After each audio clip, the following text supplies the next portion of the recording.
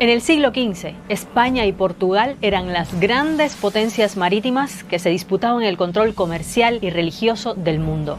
Cuando Cristóbal Colón volvió de su primer viaje a América, empezó una pelea entre los dos reinos, arbitrada por la Iglesia Católica para ver quién tenía el derecho sobre esos territorios. Tras duras negociaciones, acordaron repartirse el globo. Trazaron una nueva línea que dividía las zonas de navegación del Océano Atlántico y del llamado Nuevo Mundo en el histórico Tratado de Tordesillas. En él se decía que todo lo que quedaba al este de la línea divisoria pasaba a manos de la corona portuguesa y lo que quedaba al oeste a manos de la corona castellana. Es por ese acuerdo que cuando el navegante luso Pedro Álvarez Cabral llegó a la actual costa de Bahía en 1500, Brasil cayó bajo control de Portugal. Los dos imperios coloniales dominaron gran parte del continente durante más de 300 años, pero acabaron de forma muy distinta. Al independizarse, la América española se fragmentó en muchos países y la portuguesa quedó en uno solo. ¿Pero por qué? Para entender los distintos rumbos que tomaron Brasil y el resto de América Latina, es importante hablar a grandes rasgos de las diferencias entre los dos imperios a partir de mediados del siglo XVIII. La primera es la organización de los territorios y las consecuencias que tuvo. Para facilitar el control de Brasil, Portugal había separado la colonia en dos. Esa división fue pensada para integrar más el interior de Brasil al comercio portugués de ultramar. Las corrientes del Océano Atlántico hacían que desde Maranhão fuera más rápido navegar hasta Lisboa. Además, Brasil estaba dividido en capitanías generales, cuyos centros de poder se concentraban principalmente en ciudades costeras como Río de Janeiro, Salvador de Bahía y Recife. Era relativamente fácil viajar de una a otra comparada con el Imperio Español, y eso facilitaba que hubiese relación entre las élites políticas y en los distintos puntos de poder. La América Española, en cambio, era mucho más extensa y la forma en la que estaba dividida, incluso geográficamente, era más compleja y fragmentada. Iba de lo que hoy es parte de Estados Unidos hasta el Cono Sur y se dividía en 4 grandes virreinatos y 4 capitanías generales. El hecho de que España no les permitiera tener relaciones comerciales entre ellos durante siglos hizo que tuvieran pocos vínculos y se administraran de forma local. Otro elemento importante era la Iglesia Católica. Tanto en las colonias españolas como en la portuguesa tenían un rol fundamental en el control de la vida cotidiana y política. En Brasil estaba organizada alrededor de un solo arzobispado, el de Bahía. Eso reforzaba los vínculos entre las diferentes partes del territorio portugués que respondían ante un solo centro religioso. En América Española, en cambio, la iglesia estaba dividida en 5 arzobispados, lo que contribuía a que la organización de los territorios españoles fuera aún más independiente. ¿Y qué pasaba con la gente? Bueno, ambas sociedades estaban formadas principalmente por una élite minoritaria de ascendencia europea, una enorme población de mestizos que transitaban entre estratos sociales y trabajadores esclavizados que podían ser indígenas o africanos. Pues bien, todos estaban sujetos al poder de un rey que se encontraba a miles de kilómetros. En ese momento, América Española estaba bajo la dinastía de los Borbones y Brasil bajo la de Braganza.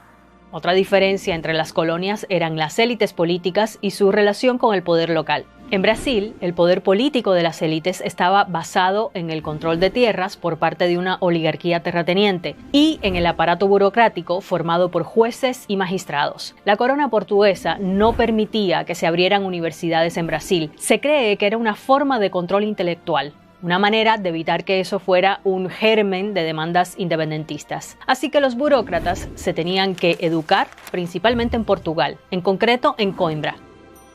El hecho de que todos estudiaran en la Universidad Portuguesa ayudó a tejer relaciones entre las élites locales brasileñas y cimentó su identificación con la metrópoli. Aunque los nacidos en Portugal, los llamados reinões, solían ocupar los cargos más altos de la administración pública, en el siglo XVIII ya no había tanta distinción entre ellos y los brasileños, los nacidos en la colonia. En el pasado la relación entre estos dos grupos había sido tensa, pero lo que contribuyó a esa integración fue el hecho de que la corona hizo decretos para ampliar el acceso de los brasileños al poder político local. Y eso es importante porque fue justamente lo contrario de lo que ocurrió en Hispanoamérica. Allí la distinción social entre las élites era mucho más marcada. Por un lado estaban los peninsulares, que venían de España y eran la minoría que ocupaba altos cargos políticos y administrativos. Por el otro estaban los españoles nacidos en América, los llamados criollos. Muchos eran terratenientes, ganaderos o comerciantes, y ya a mediados del siglo XVIII eran los que tenían el poder económico. A pesar de eso, ocupaban los puestos más bajos en la administración. Se sentían discriminados porque, aunque también eran españoles y tenían recursos, no estaban involucrados en los asuntos gubernamentales de más alto nivel. Esta percepción empeoró tras las reformas de Carlos III, que buscaban recrudecer la política centralista de España en las colonias. Algunos de los cambios impulsados por este rey Borbón supusieron la reestructuración de la administración colonial y la subida de impuestos en América. Uno de los motivos es que España sufría una profunda crisis económica y necesitaba dinero para financiar las guerras contra otras potencias como Inglaterra.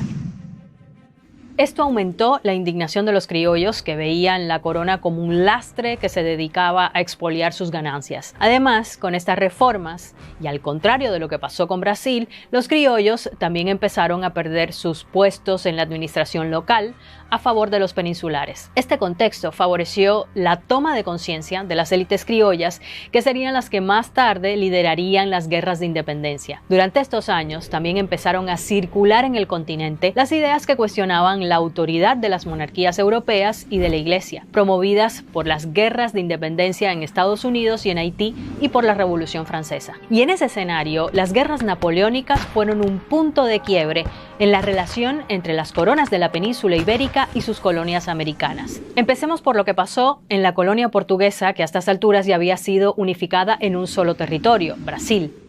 En 1808, las tropas de Napoleón invadieron Portugal y la familia real portuguesa huyó a Río de Janeiro. El rey João VI se llevó consigo a toda la corte, los archivos, la tesorería, las bibliotecas reales y 15.000 personas. Esto es muy significativo para entender la unidad del país. La llegada de los Braganza a Brasil era un caso único en el mundo. Nunca antes un monarca europeo se había trasladado a América. Por el propio interés de la monarquía, Dom João VI abolió el monopolio comercial de Portugal, abrió los puertos y permitió a Brasil tener su propia manufactura. El rey fue un paso más allá y creó el Reino Unido de Portugal, Brasil y Algarves. Es decir, Brasil pasaba a ser el nuevo centro de poder de la corona y Río de Janeiro la capital del imperio. Ahí se instalaron grandes instituciones como el Consejo de Estado y la Corte Suprema, entre otras. También se abrieron las primeras universidades. Con el fin de la dominación francesa en Portugal, empezaron revueltas que pusieron presión a Dom João para que regresara a Lisboa y estableciera una monarquía constitucional. Así lo hizo. En 1821 dejó a cargo a su hijo, el príncipe regente Dom Pedro. Pero las cortes portuguesas ponían presión para que Brasil volviera a su estatus original de colonia y exigían el regreso de Don Pedro por miedo a que liderara un movimiento independentista. Pero las batallas contra los portugueses ya habían comenzado en Pernambuco en 1821 y Don Pedro terminó por desafiar a las cortes y declarar la independencia de Brasil en 1822. Esta fue quizás la principal razón por la que Brasil llegó unificado a su ruptura con Portugal. La independencia se consiguió con la participación de la misma familia real portuguesa, que ya tenía una corte e instituciones establecidas en la colonia y había reprimido revueltas de las élites locales que en los años anteriores habían intentado pedir más autonomía y pagar menos impuestos. Pero ¿cómo Brasil logró mantenerse como un solo país después de la independencia? Brasil era el país del mundo con más esclavos y la reciente independencia de Haití, que había estado liderada por esclavos, asustaba a parte de las élites. El establecimiento de una nueva monarquía central, con Don Pedro I como emperador, era una forma de mantener el orden público ante una potencial revuelta. Durante el imperio hubo rebeliones que buscaban separar partes de Brasil o convertirse en repúblicas, pero para la corona fue más fácil reprimirlas, ya que las élites locales no las apoyaban completamente, por miedo de que un desorden social les quitara el poder. O sea, tener el país unificado bajo un único gobierno en aquel momento hizo que las élites lograran mantener sus privilegios y la estructura de la esclavitud. Bueno, ¿y cómo impactó la invasión napoleónica a Hispanoamérica? Napoleón Bonaparte también invadió España en 1808. El rey Carlos IV y su hijo, Fernando VII, abdicaron a favor del general francés, y Napoleón cedió el trono a su hermano, que se coronó como José I. Pero en las colonias, la élite criolla no reconoció al nuevo monarca francés. Esto dejó un vacío de poder en las colonias que los criollos aprovecharon para crear sus propios gobiernos locales, las llamadas juntas de gobierno, y promover movimientos emancipatorios. Así es como en 1809 empezó una oleada independentista y la región entró en un largo y complicado proceso de fragmentación. A diferencia de los vecinos brasileños, estos territorios no tenían una experiencia compartida de gobierno. Además, ninguno de los nuevos centros de poder que surgieron durante esta época, como México o Buenos Aires, tenían poder militar para reunir todo el territorio bajo su liderazgo. Cuando Fernando VII regresó al poder en 1814, intentó someter otra vez las colonias a la corona española en lugar de garantizar la autonomía que habían conseguido después de años de autogobierno. La decisión de Fernando VII profundizó el resentimiento de las élites criollas y le dio más fuerza a los movimientos pro independencia. Las guerras de independencia fueron conflictos armados complejos que durarían muchos años, pero bueno, este tema daría realmente para otro video. A pesar de la división que vivió la América española, también hubo proyectos unionistas, pero estos fracasaron. Desde la Gran Colombia, formada por las actuales Colombia, Ecuador, Venezuela y Panamá, y liderada por Simón Bolívar, hasta las Provincias Unidas del Río de la Plata, que querían una monarquía bajo un rey europeo, una propuesta que nunca se concretó. Este territorio se separaría en partes que hoy son Argentina, Paraguay, Uruguay y Bolivia. En Brasil, el periodo imperial, que vino después de la declaración de la independencia, fue marcado por intentos de crear todo un imaginario de identidad nacional y reprimir violentamente los movimientos que fueran en contra. En América hispanohablante acabarían surgiendo 18 estados. El último en nacer sería Panamá en 1903. Las independencias de las colonias de España y Portugal en las Américas fueron solo el principio de un proceso de consolidación que continuaría hasta el siglo XX, dando lugar al mapa político, económico y cultural que conocemos hoy.